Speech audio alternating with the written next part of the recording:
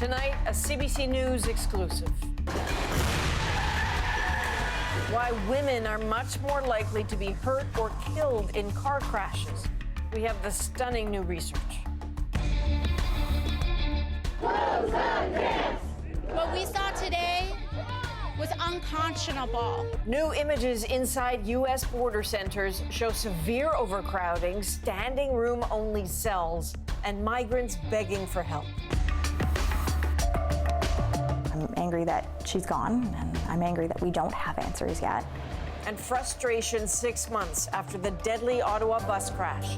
Victims' families tell CBC News they are being ignored. This is The National.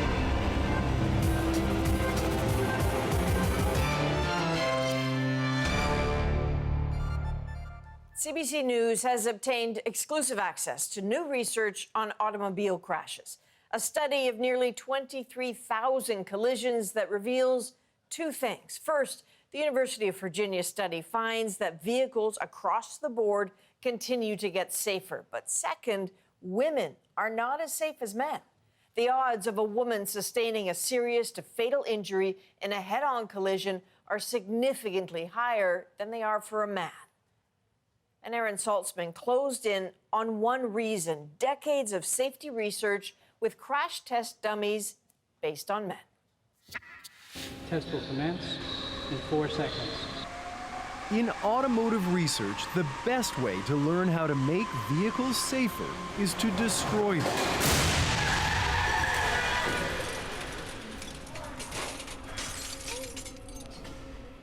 And study the damage done to the dummies inside. But it turns out the dummies really only represent one specific type of driver. Traditionally, we've had crash test dummies that are a mid-size male. The male dummies are a holdover from the early days of crash tests, designed in the 1970s and have been in use since the 90s.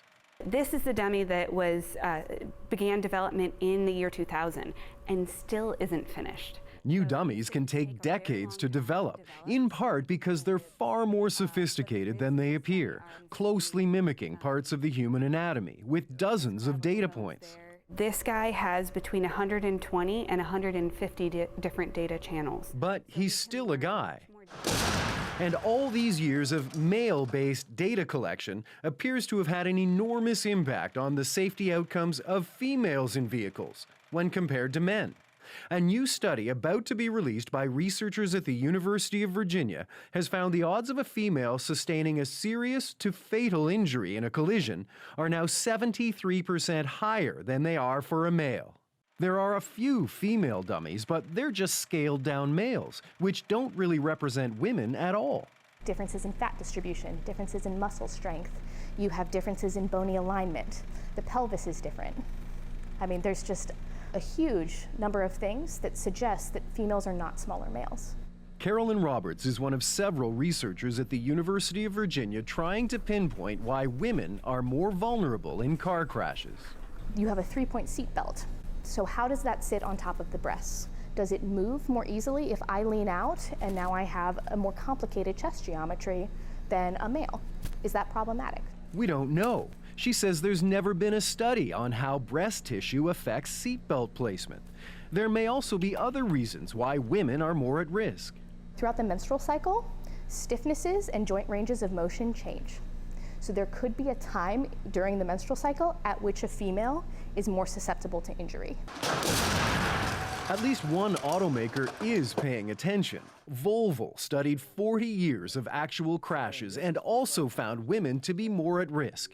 It's now sharing that data with other manufacturers.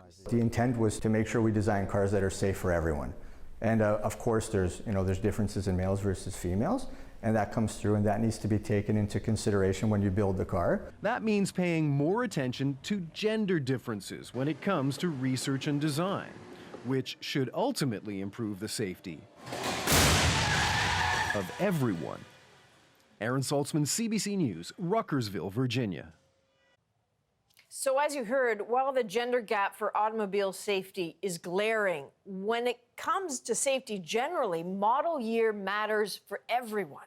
The researchers at the University of Virginia have looked at 17 years of crashes. For vehicles built in 2009 or later, the odds of serious to fatal injury were 55% lower than with older cars. To the U.S. now, and some disturbing new images and details about the treatment of migrants detained at the southern U.S. border. The government's own auditors today called it a ticking time bomb. These pictures, released by the U.S. Inspector General for Homeland Security today, show people crammed into holding pens. There are children in there, too. The pictures were taken a few weeks ago at different facilities, and the report says some adults were being held in standing room-only conditions for a week, some banging on their cell windows and holding up messages pleading for help. As the CBC's Ellen Morrow tells us, those images, along with what lawmakers saw for themselves, are shocking Americans.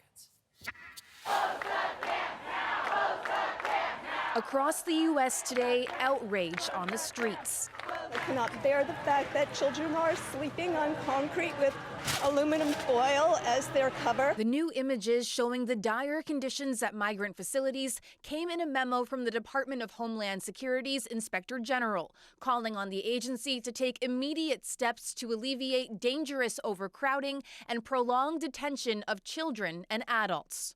Border Protection agents are on the defensive. Because the entirety of the system is oversaturated, what is happening on the border itself is that we are having to, in CBP, to detain these people longer than these facilities were ever designed to do. It's not just the facilities, but the culture of Border Patrol facing criticism. An investigation by journalists at ProPublica found a closed Facebook group filled with lewd and cruel posts allegedly written by border agents. Latina lawmakers who toured a migrant facility were called scumbuckets, hoes, and bitches. Another post questioned whether the heart-wrenching photo of a father and daughter from El Salvador who drowned was real, asking, have y'all ever seen floaters this clean? From what I can tell you, again, this is not representative of what the U.S. Border Patrol stands for. This is the Texas facility toured by Democratic lawmakers. Women there claimed they didn't have medicine and had been separated from their children. They put them in a room with no running water, and these women were being told by CBP officers to drink out of the toilet. Border Protection says it's doing the best it can in the face of a growing crisis. But that's not good enough for the people protesting across the United States, including here in front of the White House tonight. There's no sense, though, that President Trump is hearing them. He has not condemned the Facebook group's posts. Instead, he questioned migrants who claimed asylum, saying most are coming to the United States for purely economic reasons. Ellen Morrow, CBC News, Washington. Now, Canada is not facing a crisis on the border like the United States, and even though the vast majority of Canadians see themselves as generous and tolerant when it comes to immigration, that is not necessarily true.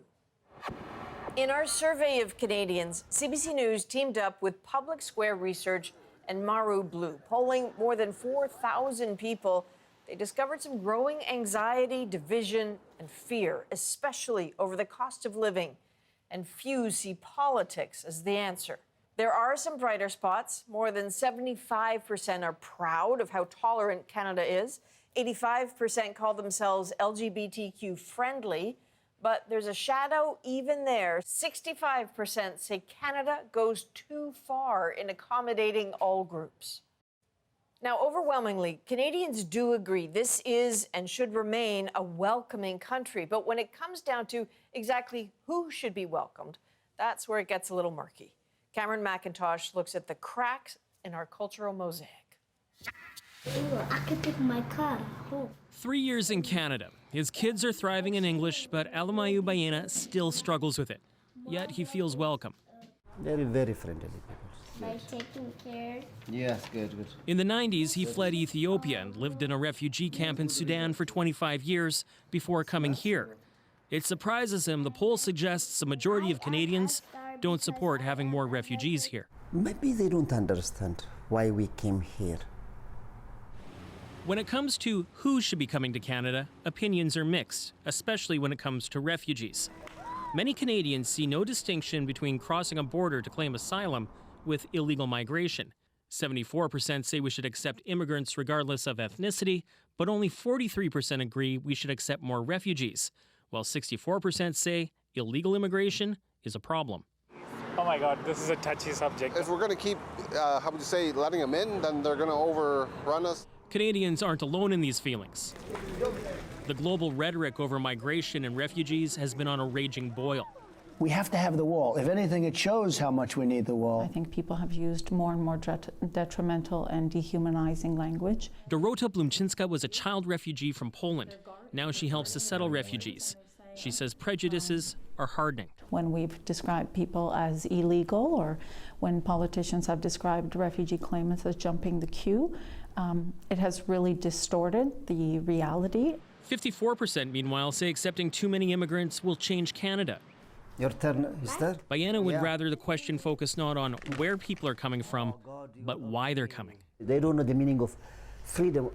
Nobody wants to be a refugee.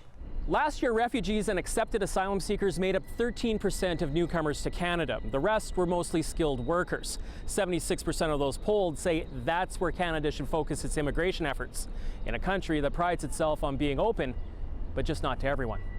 Cameron McIntosh, CBC News, Winnipeg. And stay with us tomorrow for more in our series On Guard for Me, the Uneasy Canadian. We look at how young people feel about the state of the nation, why some don't vote, and how others want to change that. They don't think what they have to say will ultimately end up mattering. I think that's why a lot of people around my age typically won't vote. We live in a great country that allows us to vote and have an opinion on stuff, so why not go out and do your research and take advantage of it? Carolyn Dunn will explore millennial attitudes ahead of the fall election. That is tomorrow on The National. Turning now to Ottawa and the growing frustration among victims' families 6 months after a deadly bus crash. 3 people died and dozens were hurt when a double-decker bus slammed into an awning at Ottawa's Westboro station. That was back in January, and we still don't know much more than that. Victims' families say they are being ignored, and so they told their stories to the CBC's Robin Miller. For Karen Benvey, summer has been hard.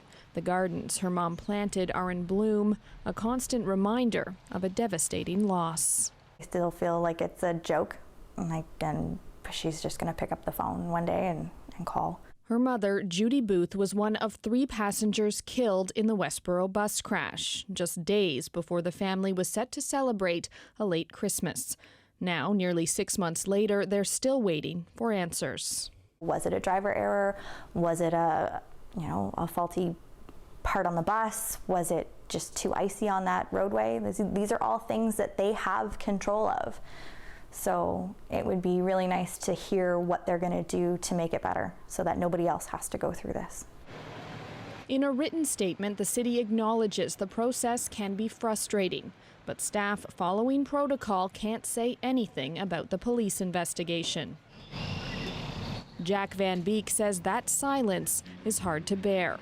His sister, Anya Van Beek, also died in the crash. It's kind of a slap at a person's dignity, isn't it? It's almost like you're ignoring them, when in fact, it's a big deal. It's having a big effect on us, and you're not talking. Anya was also on her way home from work that day. She'd watched her daughter get married the previous summer and was starting to think about retirement. Her brother says the death left a hole in the family. So yeah, it hurts. It hurts, and I don't know if it'll ever go away, but it sure would be nice if somebody else thought it was a big deal. Someone who was actually part of the responsibility, who should have taken some responsibility for it, and they just haven't. What the family really wants is to know what happened, something they'll have to wait for until the police investigation wraps up, and the city still hasn't said when that might happen. Robin Miller, CBC News, Ottawa. We are live on The National, and we're watching a story developing right now in Burlington, where a car has gone into Lake Ontario. The vehicle drove through a concrete barrier and through a sign and became submerged in the lake.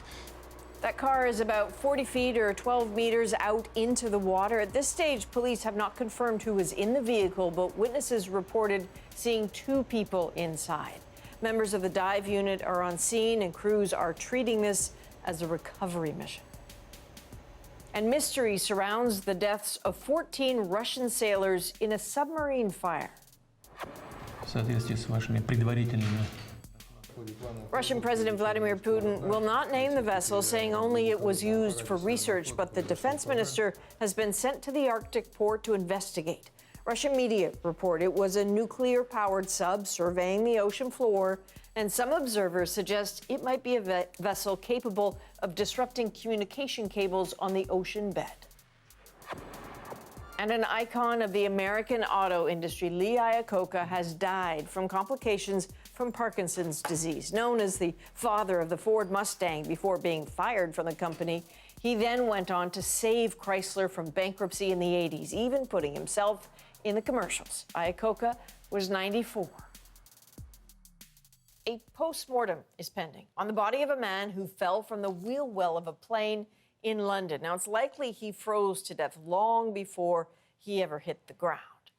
The odds were against him from the start. As Derek Stoffel tells us, very few stowaways survive such a perilous journey. The flight path to Heathrow Airport is directly over South London.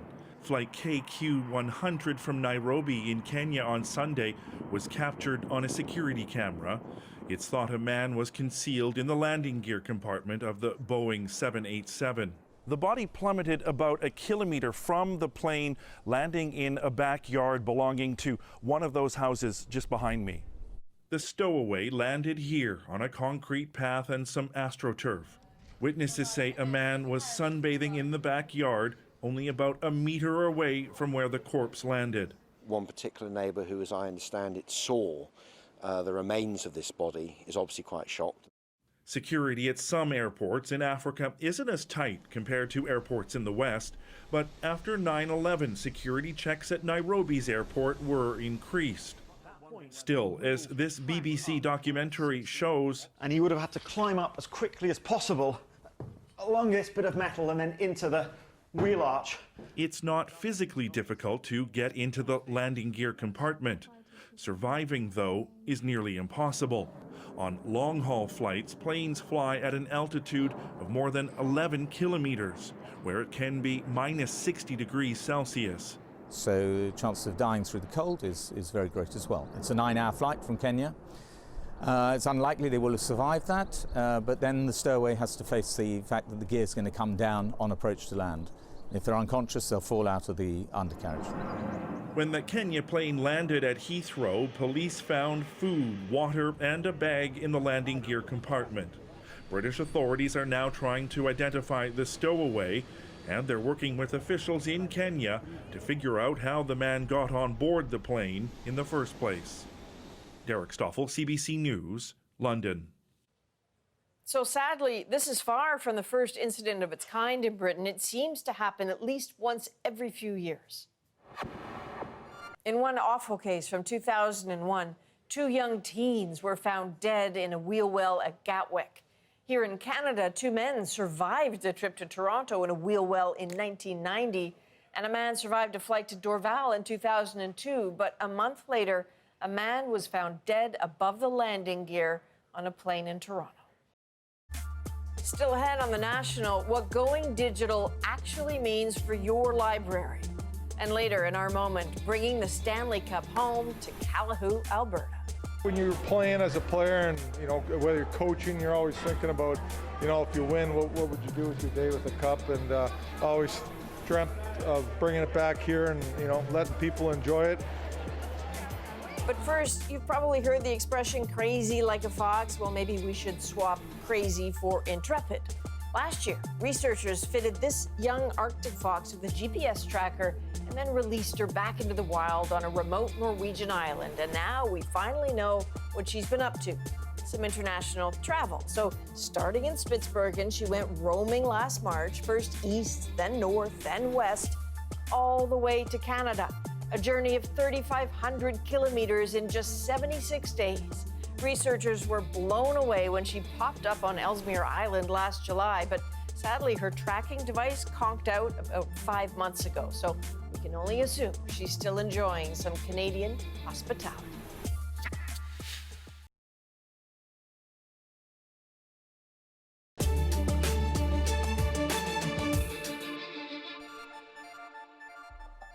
If you turn to your e-reader this long weekend, you are not alone. Public libraries are seeing lots of demand for digital content. In the last 3 years alone, the use of e-audiobooks at 6 of Canada's largest public libraries grew by 82%. But starting this month, e-books and e-audiobooks could get tougher to borrow. As Deanna Sumanak-Johnson explains, libraries are battling publishers over access and cost. A busy mom and book club member, Andrea Querido often borrows e-books from her local library. I love the library and the library experience, but I love the e-book too, the ease of download. What's not so convenient? The lengthy wait. License agreements with publishers allow only one borrower at a time to read a copy. Oh, 135 days. That wait is about to get longer. Hachette Book Group, the publisher of popular books like Donna Tartt's The Goldfinch, is changing how it licenses to libraries. The initial acquisition will be cheaper, but each license will have to be repurchased every 2 years. I would say I was dismayed. After a period of time, we no longer own it. That means if we want to maintain collections going back, that we have to repurchase it. The company told CBC News, with a changing digital marketplace, we feel that this business model better supports our entire publishing, library, and bookselling ecosystem. Indeed, the other big 5 publishers have already moved to similar models. E-books are already more expensive for libraries to buy than physical books. There is some logic to this. E-books are more durable than physical books, which get worn out or lost after a number of years and have to be repurchased. But library associations say combining that higher cost with time-limited licenses will make it harder to meet the rising demand of borrowers. So customers may not get the material as fast as we would like to get it into their hands because we aren't able to purchase as many copies as we'd like to. Andrea Querido worries it will hurt the library users who need e-books the most. If I have the means to buy these books, no problem. But if I'm stuck at home, if I'm recovering from surgery, if I'm on short-term disability and that's my only access, I'm waiting and I'm kind of spinning my wheels a bit. Until then, borrowing an e-book may not require a trip to the library, but it will likely retain that old tradition, waiting and waiting while someone else finishes the book. Deanna Sumanak-Johnson, CBC News, Brampton, Ontario. Still ahead on The National, banning single-use plastics. Lessons from one Nova Scotia community for the rest of the country. It's really important for us to take care of what's the most important to us. And so single-use plastics don't really fit with a UNESCO World Heritage Site. They're a disposable product, and we're not a disposable community.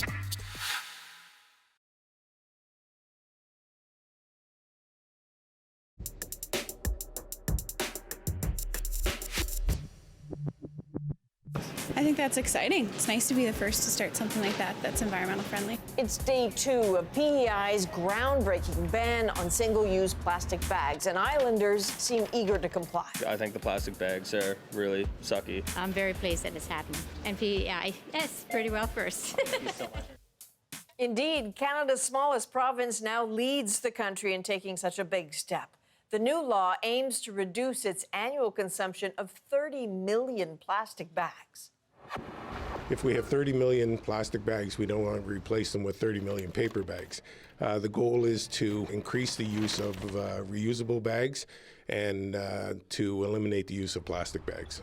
The new rules prohibit businesses from offering single-use plastic bags at the checkout, and they now must charge at least 15 cents for a paper bag and $1 for reusable bags. One retailer who already uses paper only does not like this change. Charging them an extra 15 cents, I feel like it's petty, and we're going to get the backlash on it. Companies have until the end of the year to use up the plastic bags they've already purchased. Small plastic bags are still allowed for food safety, for example. This crafty islander is finding customers for her reusable produce and sandwich bags. These are the people that are sensitive about ecology and about keeping our planet clean. Another business has created a line of reusable bags. The challenge for many, remembering to bring them to the store. You can leave them in the car, but that doesn't make any sense because you have to take your groceries in. At some point in time, it just becomes common practice, same as putting on a seatbelt. So the new measures are a first for the province, but Montreal put a ban in place last year. Jasper, Alberta did it just yesterday. And Justin Trudeau says his government could ban single-use plastic countrywide as soon as 2021. Well, we found a Nova Scotia town way ahead of that curve. Tom Murphy looks at what Lunenburg has accomplished so far without government. What if I told you in this age of eco-angst, there's a place that dares to just say no to single-use plastics? There is. Sure, the town of Lunenburg may be as old as they come, but it has found a new determination to eliminate single-use plastics. Just try asking for a plastic cup and cover with your latte at number 9 Coffee Bar. No, but I have a mason jar for you. Or a plastic fork with your fish and chips at the Fish Shack. No plastic forks here. And don't even think about asking for a plastic glass to sample the best of the local distillery, Ironworks. Even a big-name chain like Subway is trying to get in on the act. Are you for real? Did you really win a plastic? Or you win a paper bag? There's a movement here. It's all voluntary and it's catching on, one business operator at a time, each doing what they can, according to Teresa Quilty of Plastic Free Lunenburg. We all understand that our community is on the edge of the ocean, and we absolutely rely, our economics rely on a clean ocean, clean seafood, a clean environment. We're a heritage site, a UNESCO World Heritage Site, and so it's really important for us to take care of what's the most important to us. And so single-use plastics don't really fit with a UNESCO World Heritage Site. They're a disposable product, and we're not a disposable community. Fact is, there's an estimated 8 million tons of plastic that ends up in our oceans every year. Did you know that? Here, they're betting that if you do, you might think twice about using that plastic bag. We actually said we're not going to shame anybody because we could start doing that, right, with a shaming approach of, you know, shame on you for carrying your plastic bag or whatever it is. We said we want to be helpful. We actually believe that people want to do the right thing, and if we educate people and support them, that they will do the right thing. And so far that's working pretty well for us. You won't find a plastic bag at Julie Senior's Fisherman's Picnic General Store. These are the town's boomerang bags. How do they work? So what they do is people come in and do their grocery shopping, and we'll give them a boomerang bag if they're local, and then they can return it to many of the stores in town. So you pick it up at one store, you do your shopping. Next time you're out, drop it off at another store. You can drop it back in here. So no plastic there. No plastic at all. And a bunch of girls get together in town and make them, and people donate the fabric. It's a really great thing to do. It's the kind of sustainable thinking that explains why you get a paper cup at Lynn McKay's distillery. It's a process. It's a process, and it's not going to happen overnight. That being said, there's easy stuff like this. This is not a tough move. For anyone who's doing any sampling publicly of beverages, whether it be alcohol or non-alcohol, they should be doing it in paper because it's easy, it's right, and here's the kicker, it's cheaper. Coffee cups, you're going to have trouble finding one. It doesn't exist yet. No kidding, says coffee bar owner Sarah Johnston. Well, we're just in the middle of phasing out our cups, so I haven't fully had the impact yet. I'm getting a little bit of pushback, but also a lot of encouragement. So. How do you feel doing it? Nervous, but also excited to be making this big change. And the group is pushing things even further by proposing a bylaw to force one of the most comprehensive plastic bans in Canada, eliminating 10 single-use plastics. We believe that we can go so far on a voluntary basis, but let's face it, what we have right now is a voluntary ban. I mean, voluntary doesn't change anything. It means you can do what you want. But here's the hang-up. Council put the brakes on, concerned it could be too wide-sweeping. It'll consider banning just 3 products for now. Is there a lesson here as the federal government prepares a national ban? I think one of the lessons that we've learned is to be open, transparent, inclusive, and helpful. And so we have to be patient because not everybody changes at the same pace and not everybody is at the same starting place. And so we're continually bringing people along through this journey. No one here is under any illusion that they're single-handedly saving the planet. But they do believe if big change is to happen, it'll take countless small efforts. Tom Murphy, CBC News, Lunenburg. According to one group, our planet goes through 500 billion single-use plastic bags each year. That's about 150 for every person. But that backlash is growing. This bag ban is an important step, but it's only a step. In 2020, New York will become the third U.S. state where single-use bags are prohibited at checkout. Hawaii got on board in 2015, though it was passed at the county level. Californians voted for a statewide ban in 2016. Bangladesh was the first country in the world to ban thinner single-use plastic bags in 2002, though reports say that ban was widely ignored. More than a dozen other countries have followed, including New Zealand, China, South Africa, and Sri Lanka. In 2017, Kenya passed what's often called the world's toughest law. People face stiff fines and jail time for making plastic bags, giving them out, or even just using them. Ahead on the National, spotting and tracking the southern resident killer whale. What steps scientists on both sides of the border are taking to protect the species. If we understand the movement of the prey and behavior of the prey, we can understand more about what the killer whales have to do in order to find those prey and where they might be going and spending their time. But first, a story you'll see here tomorrow night on The National. Chris Brown brings us the exclusive tale of a gay Muslim man living in Russia. He was outed and brutally beaten. Here's a preview. One night after a performance, he received texts from a man inviting him for a walk along the beach. When he arrived, thugs jumped him and turned on their cameras. Вот тоже опять поймали здесь очередного педофила, блядь. Задержали, поймали на месте, вот так с поличным поймали. Он даже не пидор, он педофил, да, вот пацан несовершеннолетний идет. In Russia, if you're gay, you're often also labeled as a child molester too. The video cuts out just as the thugs bash him in the head. Они меня избили, потом мне стало плохо. Они меня напоили какой-то водой. They tried to extort him, demanding money. And when he couldn't pay, they posted the shakedown video on YouTube. Within hours, he says he lost everything. Even his closest family members said he'd be better off just to kill himself.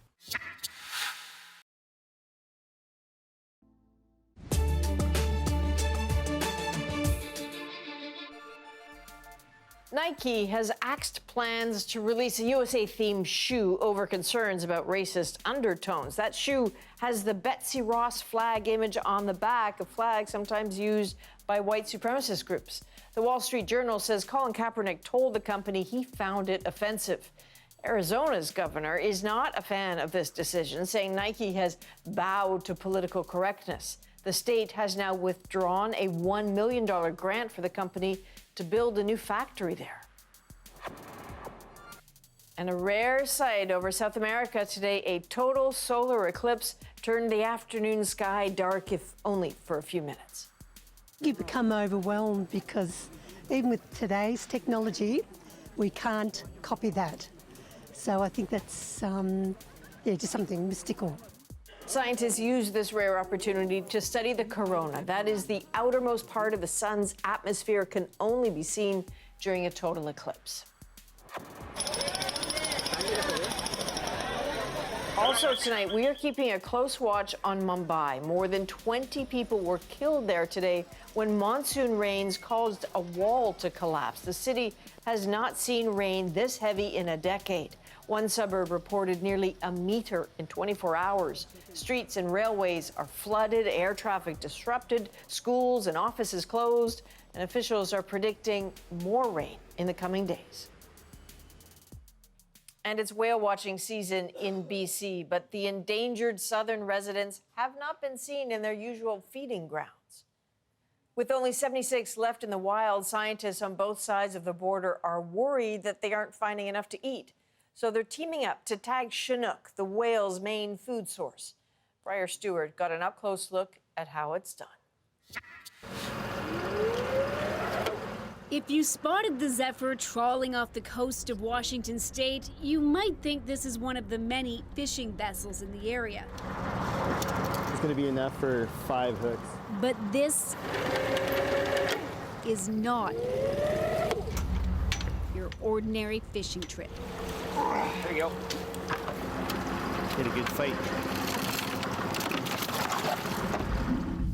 It's a pretty fish. This must get hard to do if it's very rough conditions, right? And you're rocking all over the place. Right. It gets tricky when the weather gets rougher. It's a really nice calm day for surgery today. Salmon surgery, that is. This team of U.S. government scientists is tagging Chinook, but this is not just about the salmon.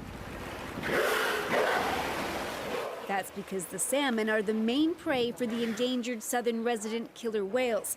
These orcas only hunt for fish. Certainly, there's been a tremendous interest in the United States and in Canada as well in the plight of the southern resident killer whales. And I think it really has raised awareness of what might be happening out in the ocean.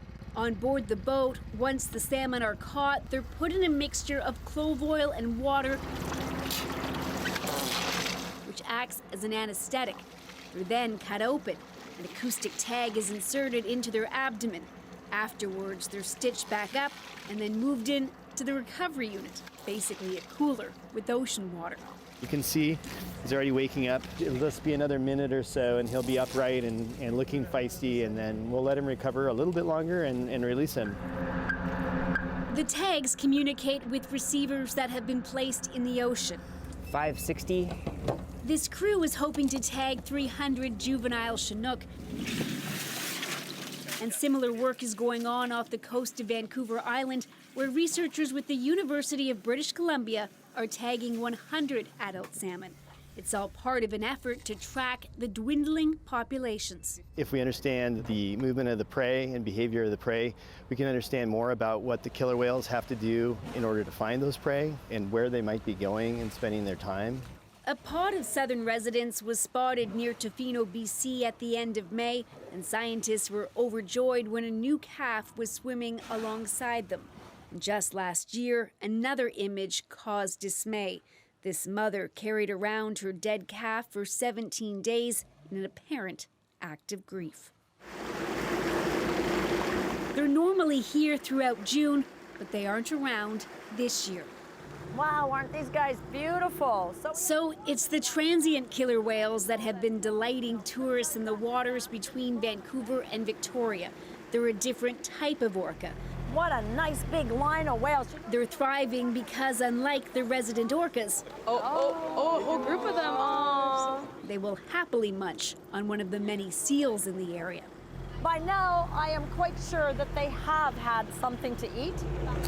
Marine naturalist Joan Lopez explains to those on board this whale-watching boat why they're not likely to see the endangered orcas this time of year. I usually tell them that they just haven't been seen in the area for a long time, and we believe that is because there currently aren't enough Chinook salmon returning to the river area, so they have to be somewhere else to get food. If it's got kids to feed, when you've got youngsters, you better go where there's food in the cupboard. Because there have been so few sightings of them, it's meant that researchers who've been tracking the southern residents for years had to delay their studies this season. So the dog is at the front of the boat? Deborah Giles has spent the last 10 summers in a boat on the Salish Sea. She's part of a team that has trained dogs to sniff out, well, whale poop. And she recalls one of her best finds. And it was just a beautiful sample, huge and fatty rich. It was gorgeous. Not too many people describe fecal samples that way, but it's true. I get that you're passionate about it. But after you know the kind of information that you can get from a sample like that, it's like gold. It really is like gold. She and a team analyzed the fecal samples to learn about the whale's health. They can tell whether they were pregnant and if they're getting proper nutrition. The whales are in a famine and deeper famine. These whales are not getting enough to eat at any time in the year. This spring, the federal government put in place more restrictions to limit commercial and recreational fishing in BC. More than 100 gathered to protest, calling the move political. But Giles completely disagrees. I've heard things like, well, they're eating our fish. And my reply to them is, no, actually, technically, we're eating their fish. They were here first. They evolved hundreds of thousands of years ago to eat Chinook salmon. We're the ones that are eating their fish. Back on the Zephyr, scientists are hoping the tagging projects give them a sense of the Chinook's behavior, how deep they travel, and where they go. They hope the data can help shape future policy when it comes to protecting the Chinook. I think some populations of salmon are really at risk. I do worry, 20 years from now, what populations will still be around and which ones won't. There he goes. And he worries what the Chinook's fate will mean for the orcas whose survival depends on them. Briar Stewart, CBC News, off the coast of Washington State. One more note on this story. We did speak with one scientist who says the southern residents could be in California. Fishermen there are reporting a boom in Chinook, and where the salmon go, the whales often follow. Up next on The National, a hero's welcome for an NHL coach who returned home with a little something extra. The Stanley Cup means a lot to people in Canada. For me to bring that cup out here and just let people come in and take some pictures with it, and touch it and enjoy it a little bit, it's a good feeling. The Stanley Cup's visit to Calahoo, Alberta, population 80. That's next in our moment. But first, in case you missed it, Ivanka Trump is being called unwanted. As soon as you start talking about the economic aspect. After this video from the G20 surfaced of the U.S. first daughter and presidential advisor trying to insert herself into a discussion between Justin Trudeau and other world leaders. In terms of the whole sort of ecosystem, it's been very male-dominated. IMF head Christine Lagarde's face in that moment, helping to propel a viral hashtag, Unwanted Ivanka, with images of her inventing the polio vaccine, with John and Yoko, with Martin Luther King, etc., etc. The overriding sentiment being, what is she doing there? We are here at the G20 in Osaka. Fact is, Ivanka was everywhere over the weekend, even getting some closed-door time with the North Korean leader. Well received by North Korean state media, a country that's been run by the same family for more than 60 years, used to a little nepotism. Hours later, the actual U.S. Secretary of State struggled to find a way into a photo op until Ivanka graciously moved aside. Has anyone ever heard of Ivanka? One person wants Ivanka right where she is. Ivanka, come on, she's going to steal the show. She'll steal it. So far, Trump has had 3 chiefs of staff, 3 national security advisors, 2 secretaries of state, but only 1 Ivanka. A subsequent productive conversation. So it was a productive discussion, and it's been a productive morning, to say the least. So is her policy resume a little thin? Maybe. But she has one qualification that's virtually unique: Donald Trump's trust.